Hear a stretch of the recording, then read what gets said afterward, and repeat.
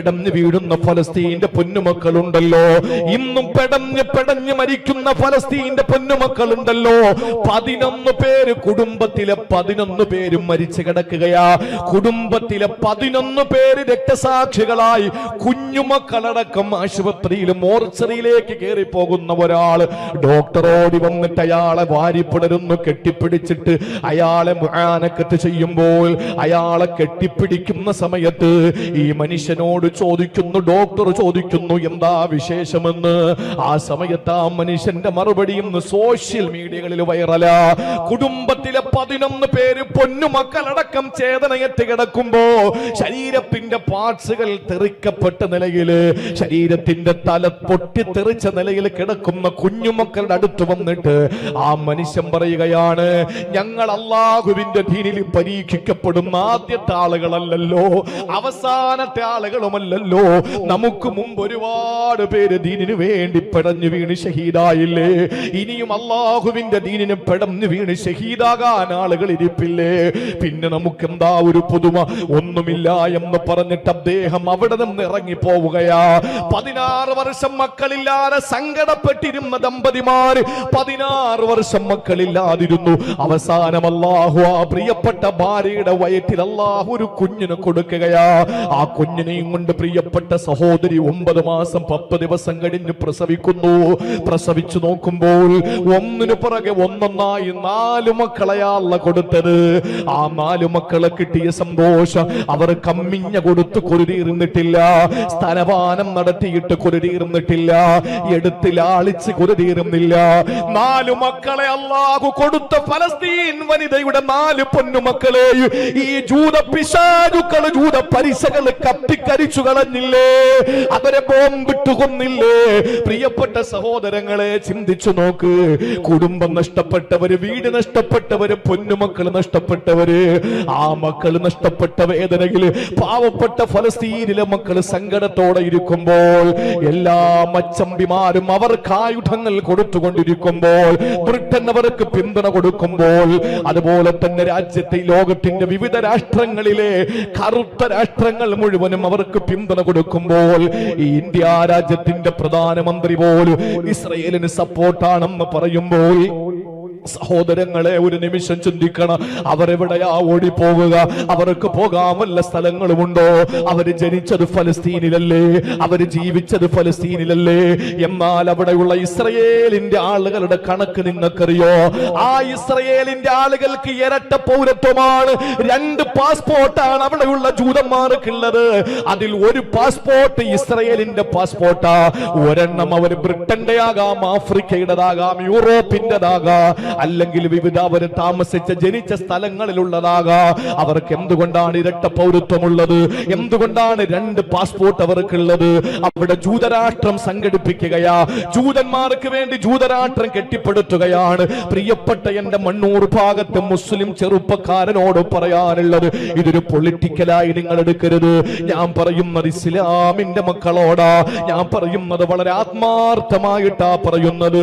എന്റെ ഹൃദയത്തിന്റെ അടിത്തട്ടിൽ നിന്ന്, നാവിന്റെ സഹായത്തോടെ ചുണ്ടുകളിൽ നിന്ന് പുറത്തേക്ക് വരുന്ന ഈ ശബ്ദത്തെ നിങ്ങൾ ദീനിന്റെ പേരിൽ അക്സെപ്റ്റ് ചെയ്യണം. അതിനു വേണ്ട പരിഗണന നിങ്ങൾ കൊടുക്കണം. ഞാൻ ഈ പറയുന്നത് ഫലസ്തീനിൽ പിടഞ്ഞു വീടുന്ന പ്രിയപ്പെട്ട പൊന്നുമക്കൾക്ക് പോകാനിടമില്ല. അവർക്ക് എല്ലാ സൗകര്യങ്ങളും ചെയ്തു കൊടുക്കുന്ന, അവിടുത്തെ എല്ലാ തിന്മകൾക്കും വേണ്ടി കൂടെ പിടിക്കുന്ന ഇവിടുത്തെ ബെന്യാമിൻ നെതന്യാഹുവിന്റെ എല്ലാ പ്രവർത്തനങ്ങൾക്കും വേണ്ടി സപ്പോർട്ട് കൊടുക്കുന്ന ജോസഫ് ബൈഡൻ എന്ന ജോ ബൈഡന്, അതുപോലെ തന്നെ ബ്രിട്ടന്റെ ആളുകള്, അതുപോലെ രാജ്യത്തെ പല ആളുകളും അവർക്ക് വേണ്ടിയിട്ട് സപ്പോർട്ട് ചെയ്യുമ്പോൾ, പൊന്നുമക്കളെ രക്തസാക്ഷിത്വം വരിക്കുമ്പോൾ ആ പ്രിയപ്പെട്ട മക്കളെ അടിക്കാനും അവരെ ബോംബിട്ട് തകർക്കാനും വേണ്ടിയിട്ട് ആയുധം കൊടുക്കുന്ന ആളുകളോട് നമുക്ക് ദേഷ്യമാണല്ലോ. ആയുധത്തിൽ ഇന്ധനമൊഴിക്കാൻ, ആയുധത്തിന് വേണ്ടിയിട്ടുള്ള ഇന്ധനം എങ്ങനെയാ നമ്മൾ കൊടുക്കുന്നതെന്നറിയോ? നമ്മൾ അറിയാതെ അവർക്ക് ഇന്ധനം നമ്മൾ കൊടുത്തുകൊണ്ടിരിക്കുകയാ. മണ്ണൂർ ഭാഗത്ത് എന്നെ കേൾക്കുന്ന സത്യവിശ്വാസിയോട് എനിക്ക് പറയാനുള്ളത്, മലയാള മനോരമ എന്ന പത്രം ബഹിഷ്കരിക്കുക. ഇത് ഈമാന്റെ ഭാഗമാണ്. ഇതിലാരും പൊളിറ്റിക്കല് കാണണ്ട, ഇത് രാഷ്ട്രീയമാരും കാണണ്ട. കണ്ടാലും എനിക്ക് ദീനിന്റെ വിഷയമായതുകൊണ്ട് ഒരു അഭിപ്രായവും നിങ്ങളോട് പറയാനില്ല. ഇഷ്ടപ്പെട്ടാലും ഇല്ലെങ്കിലും എനിക്ക് പറയേണ്ട ബാധ്യതയുണ്ട്. മലയാള മനോരമ പത്രം നമ്മൾ വായിച്ചു നോക്കിയിട്ടുണ്ടോ?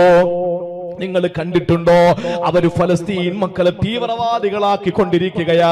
ഞാൻ ചോദിക്കട്ടെ എന്റെ മണ്ണൂർ ഭാഗത്തെ ചെറുപ്പക്കാരനോട്, ഈ മണ്ണൂർ ഭാഗത്തെ വഞ്ചിയൂരിലെ ഈ ആലങ്കോട് ഏതെങ്കിലും ഒരു വീട്ടിൽ നിങ്ങളുടെ പ്രിയപ്പെട്ട ഭാര്യ പൊന്നുമോന് പാല് കൊടുക്കാൻ വേണ്ടി എടുക്കുമ്പോൾ ആ പൊന്നുമോനെ മടിത്തട്ടിൽ നിന്ന്, ആ ഉമ്മയുടെ മടിത്തട്ടിൽ നിന്ന് കുഞ്ഞിനെ എടുത്തിട്ട് നിലത്തടിക്കുന്ന ഒരു ചെറുപ്പക്കാരനോട് നിങ്ങൾ എങ്ങനാ പ്രതികരിക്കുക?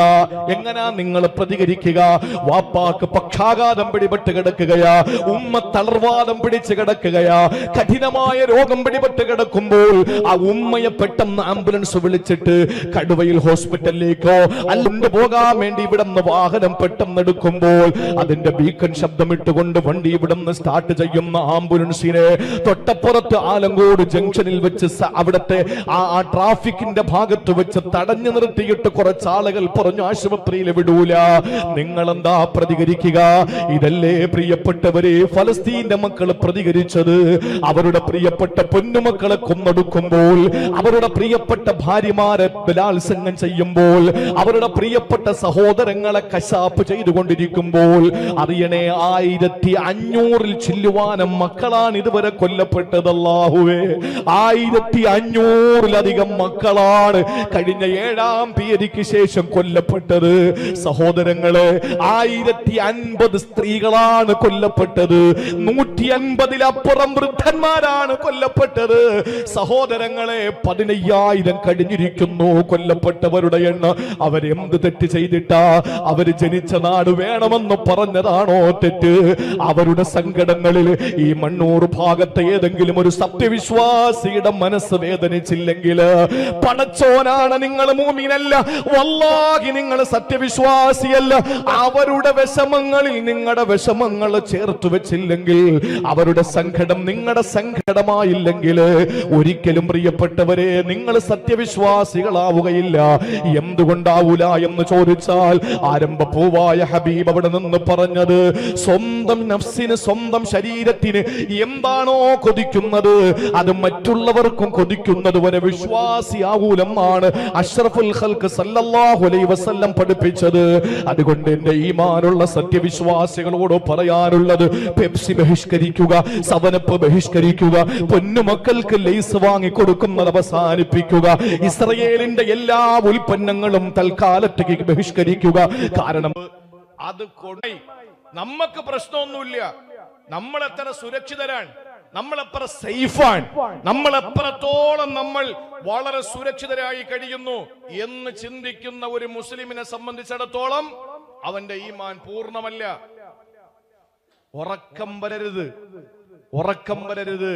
നമ്മുടെ ജീവിതത്തിൽ നമ്മൾ ഓരോരുത്തരും ദിവസവും കാണുന്ന വാർത്തകൾ, ആ വാർത്തകൾ ഭീകരമായി നമ്മുടെ പ്രിയപ്പെട്ട കുഞ്ഞുമക്കൾ കൊന്നൊടുക്കപ്പെട്ടുകൊണ്ടിരിക്കുമ്പോ ആ വേദന നമ്മുടെ മക്കളായിട്ട് നമുക്ക് തോന്നണം. അല്ലാത്തടത്തോളം നമ്മുടെ വിശ്വാസം പൂർണ്ണാവൂല. നിങ്ങൾ നോക്ക്, ഒരു സത്യവിശ്വാസി ഉപമിച്ചത് എങ്ങനെയാണ്? ഒരു ശരീരം പോലെയാണെന്ന് നബി മുഹമ്മദ് മുസ്തഫ. ശരീരത്തിന്റെ പ്രത്യേകത എന്താണെന്നറിയോ? ശരീരത്തിന്റെ പ്രത്യേകത എന്താ? ശരീരത്തിന്റെ പ്രത്യേകത, ഇപ്പൊ ഞാൻ ഇവിടെ നിന്ന് ഇറങ്ങി ഈ സരസീത് അങ്ങോട്ട് ഇറങ്ങുമ്പോ എന്റെ കാല് കല്ലിലൊന്ന് തട്ടി, എന്താ അവിടെ നടക്കാൻ പോകുന്നത്? കൈ നേരെ ചെന്നിട്ട് എവിടെയാ, എത്ര ആഴത്തിൽ മുറിവുണ്ടെന്ന് ആ കാല് പിടിച്ചിട്ട് നോക്കുക അല്ലേ? കണ്ണ് നോക്കുന്നു, കൈ തലോടുന്നു. അപ്പോ നല്ല വേദന. തള്ളവിരലിൽ മാത്രമല്ലല്ലോ വേദന, ബോഡി മുഴുവനും വേദനിക്കുകയാ. അപ്പൊ കണ്ണുനീരൊഴുക്കുന്നു. കണ്ണിലല്ല കല്ല് കൊണ്ടത്, കാലിലാ. പക്ഷെ കണ്ണുനീരൊഴുക്കുന്നത് ആരാ? കണ്ണ്. ആ കണ്ണുനീരൊഴുക്കുമ്പോ നിലവിളിക്കുന്നു, കരയുന്നു. നാവ് കരയുന്നു. അപ്പോ സ്നേഹം നോക്കണേ, കൈ ചെന്നിട്ട് കണ്ണിനോട് പറയുന്നു നീ കരയരുതേ, നീ കരയരുതേ. കണ്ണ് തുടച്ചു കൊടുക്കുന്നു. നിലവിളി കൂടുന്നു, വേദന. എന്തിനാ? നാവിന് വല്ല ആവശ്യമുണ്ടോ? തട്ടിയത് കാലിലല്ലേ, നാവിന് ഇടപെടേണ്ട കാര്യമുണ്ടോ? പക്ഷെ നാവ് അലമുറയിടുക. ആ സമയത്ത് കൈ എന്താ ചെയ്യേണ്ടത്? നേരെ ചെന്നിട്ട് കാലിനെ ആശ്വസിപ്പിക്കണോ, അതേ നാവിനെ ചെന്നിട്ട് വേണ്ട കരയരുതെന്ന് പറഞ്ഞിട്ട് വാപൊത്തണോ? ഇത് രണ്ടും കൈ ചെയ്യാൻ. ആലോചിച്ച് നോക്കിയേ, ഈ രോഗം, ഈ കാല് കല്ലിൽ തട്ടി എന്ന ഒറ്റ കാരണം കൊണ്ട് തന്നെ അവന്റെ ശരീരം മുഴുവനും പനി പിടിക്കുകയാണ്. ഇങ്ങനെ പറഞ്ഞാൽ 100 എണ്ണം പറയാനുണ്ട്. അതുകൊണ്ട് അള്ളാന്റെ റസൂല് പറഞ്ഞത്, ഒരു സത്യവിശ്വാസികൾ തമ്മിൽ ഒരു ശരീരം പോലെയാണ്, കൽ ജസദി, ഒരു ശരീരം പോലെയാണ്.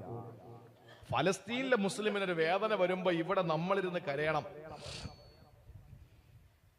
അത് നമ്മുടെ ഈമാന്റെ ഭാഗമാണ്.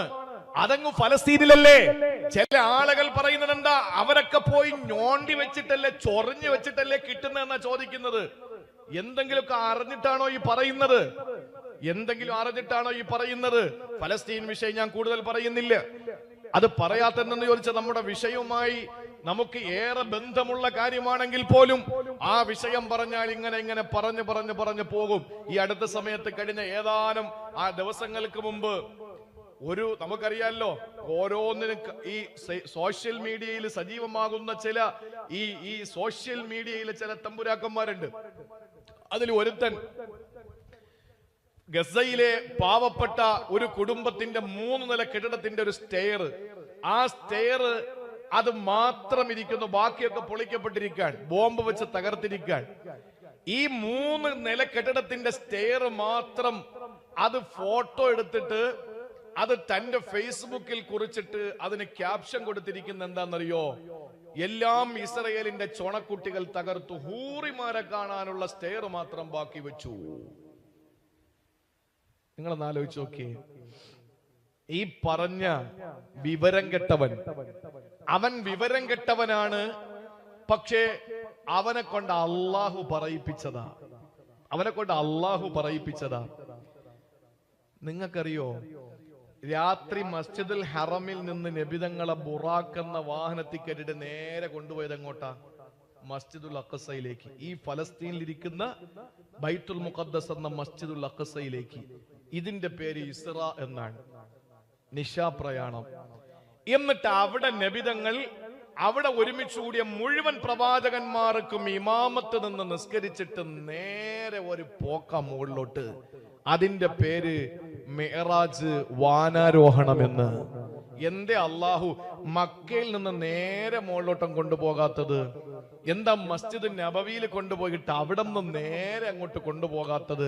മസ്ജിദ് നബവി എന്ന് പറയുന്നത് നമുക്കറിയാം, അതിനുശേഷം പണി കഴിപ്പിക്കപ്പെട്ട ഭവനമാണെങ്കിലും അവിടെ നബിതങ്ങൾ വരുമെന്നും അവിടെ പള്ളി പണിയുമെന്നും ഒക്കെ ഹദീസിന്റെ തൗറാത്ത് അടക്കമുള്ള വേദഗ്രന്ഥങ്ങളിൽ വളരെ വളരെ വ്യക്തമായി കൊടുത്തിട്ടുള്ള കാര്യമാണല്ലോ.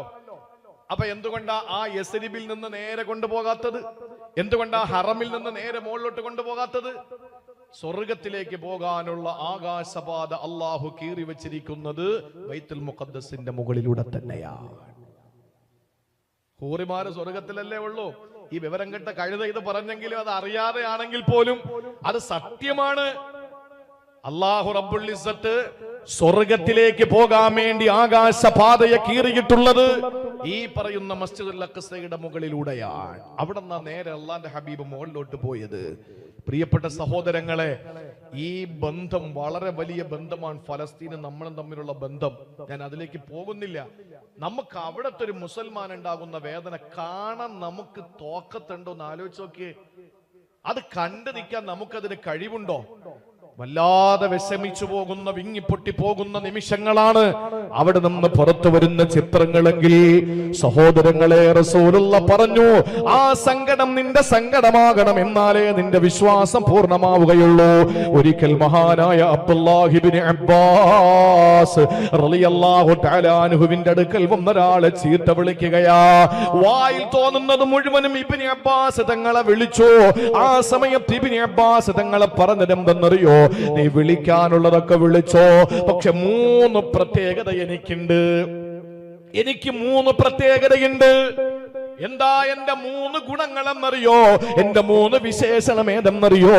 ഒന്നാമത്തേത്, ഇന്നീല ആതി അലയ്യൽ ആയത ഫീ കിതാബില്ലാഹ് ഫലവദിതു അന്ന ജമീഅൻ നാസി യഅലമൂന മിൻഹാ മാ അഅലമു.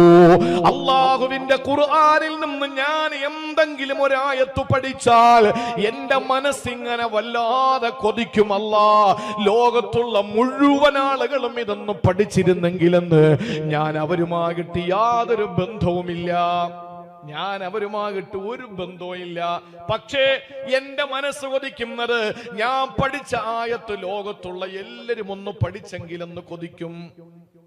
ഞാൻ പഠിച്ചത് എല്ലാരും പഠിച്ചെങ്കിലെന്ന് ഞാൻ കൊതിക്കും. ഞാനിപ്പോ ദർസിൽ ഓതി പഠിക്കുമ്പോഴോ അല്ലെങ്കിൽ ഞാൻ കിതാബ് എടുത്ത് വായിച്ചു നോക്കുമ്പോഴോ ഒരു അറിവ് എനിക്ക് കിട്ടുമ്പോ, ഞാൻ ഈ മണ്ണൂർ ഭാഗമായിട്ട് ഒരു ബന്ധവും ഇല്ല.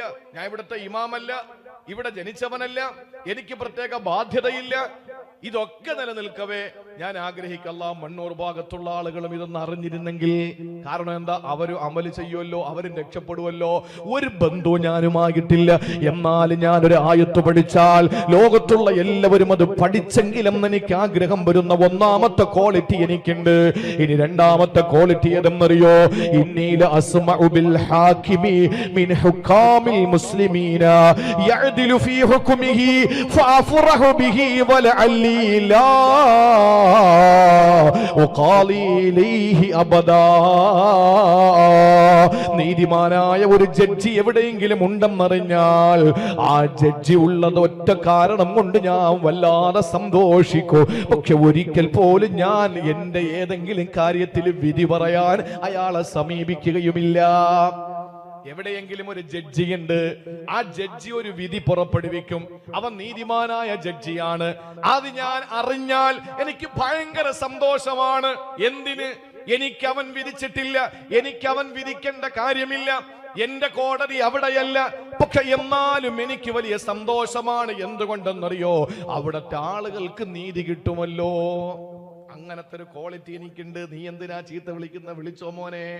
ഇബ്നു അബ്ബാസ് തങ്ങൾ മൂന്നാമത് പറയുന്നു, ഇന്നീല അസ്മഉ അന്നൽ ഗൈസ ഖദ് അസാബ ബലദം മിൻ ബുൽദാനിൽ മുസ്ലിമീൻ.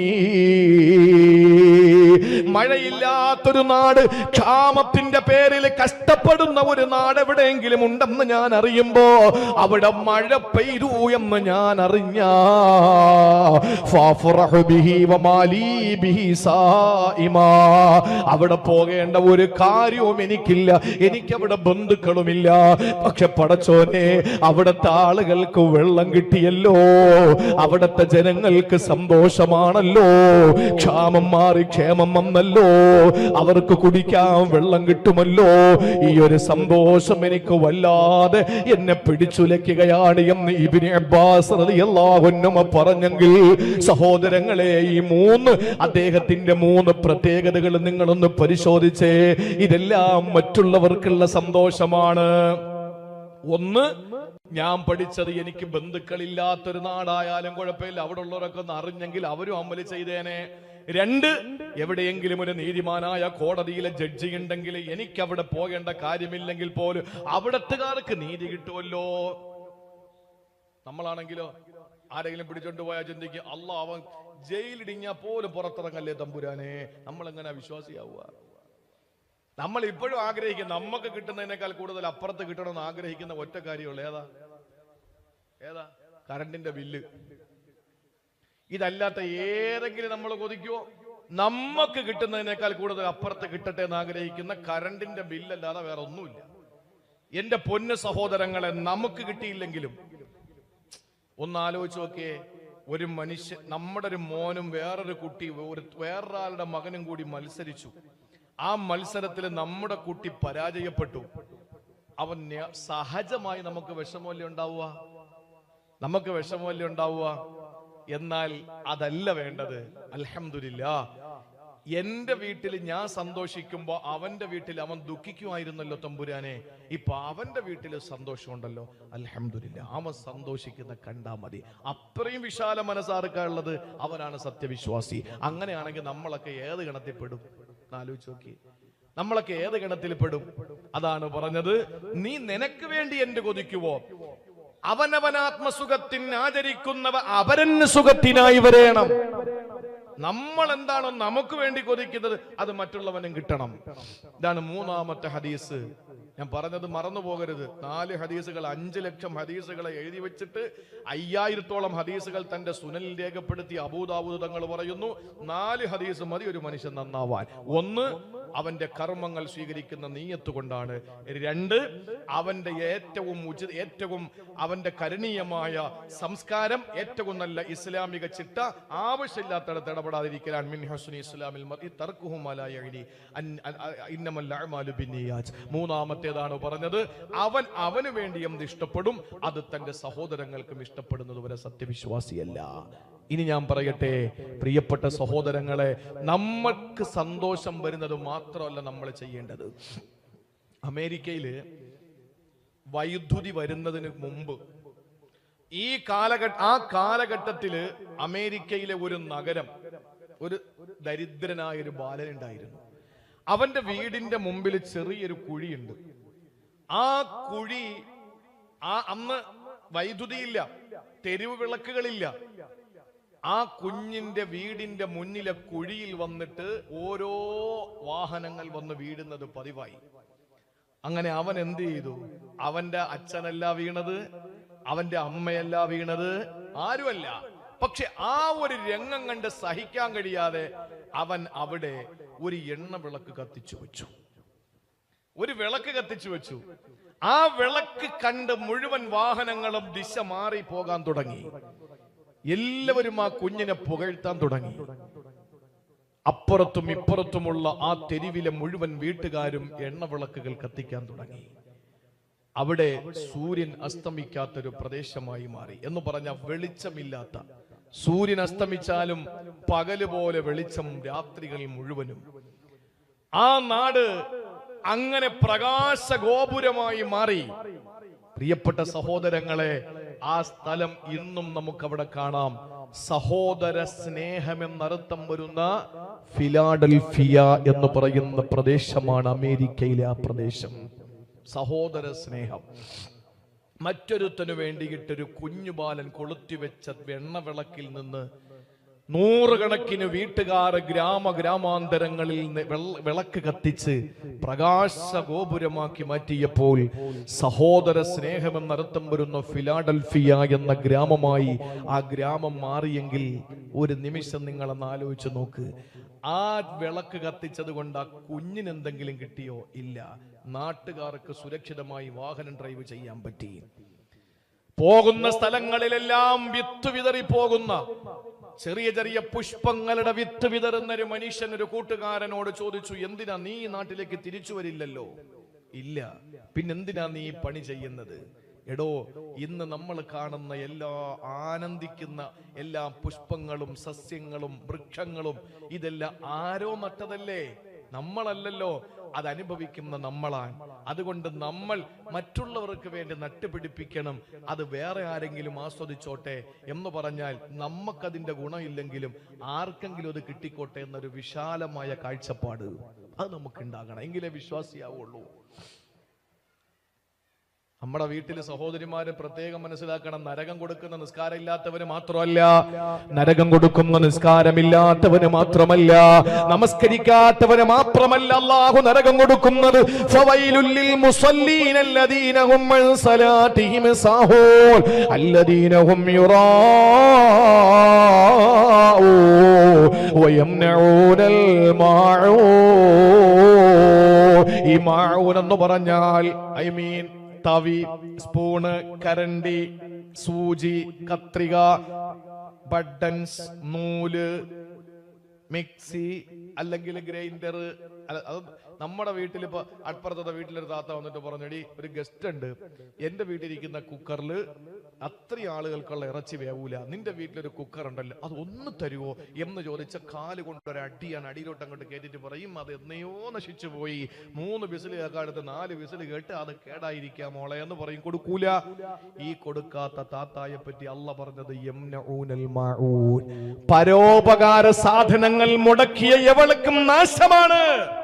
നമ്മൾ കരുതി എന്താ, പള്ളിയിൽ നിസ്കാരം നിർവഹിക്കുമ്പോ കള്ളം കുടിച്ച് നടക്കുന്നവൻ മാത്രമാണ് നാശകാരി എന്നോ?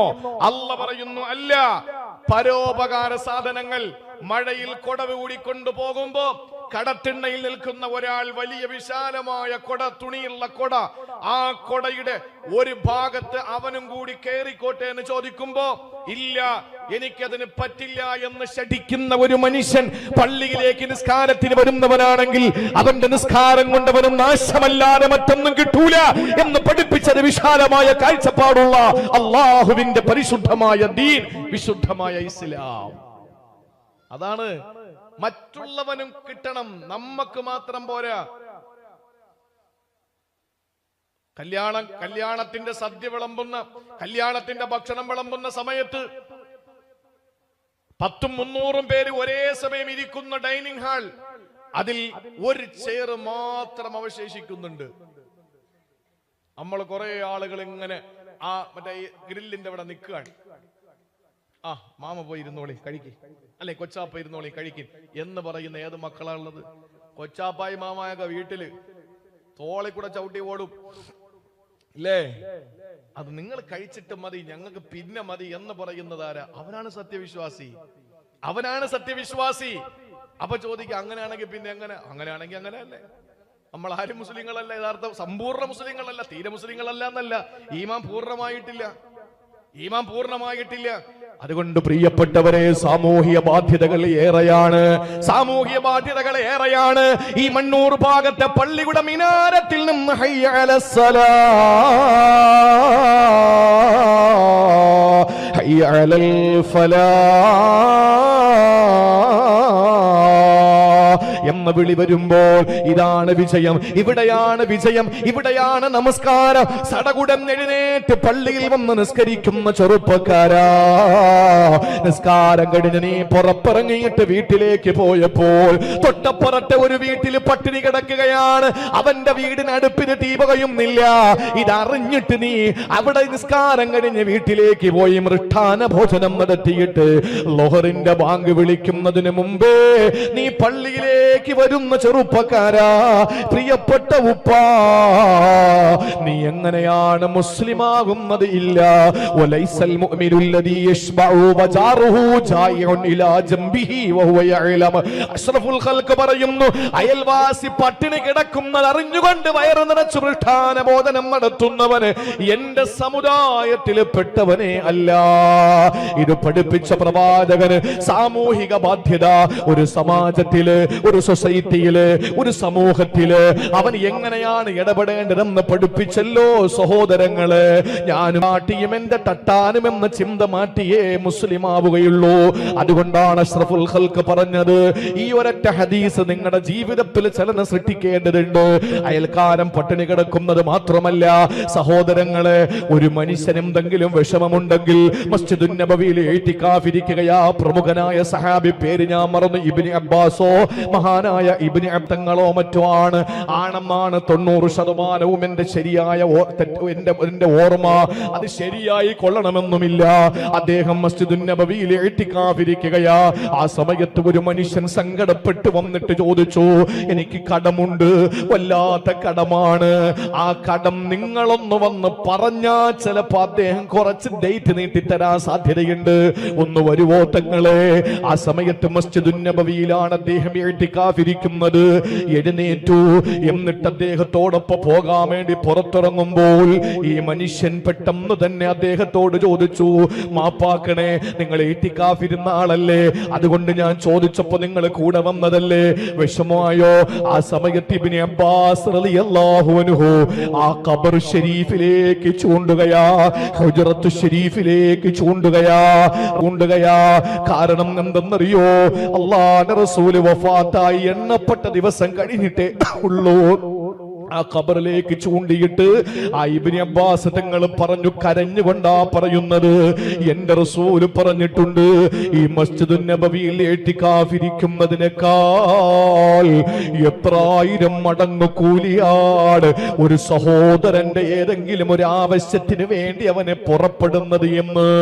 അതുകൊണ്ട് ഞാൻ ഈ മസ്ജിദുൻ നബവിയിൽ ഇഅ്തികാഫിരിക്കേണ്ട ബാധ്യതയുള്ളവനാണ്. പക്ഷേ അതിനേക്കാൾ എനിക്ക് പുണ്യം കിട്ടുന്നത് നിങ്ങളോടൊപ്പം വന്ന് നിങ്ങളുടെ കാര്യങ്ങൾ പൂർത്തീകരിച്ചു തരുമ്പോഴാ.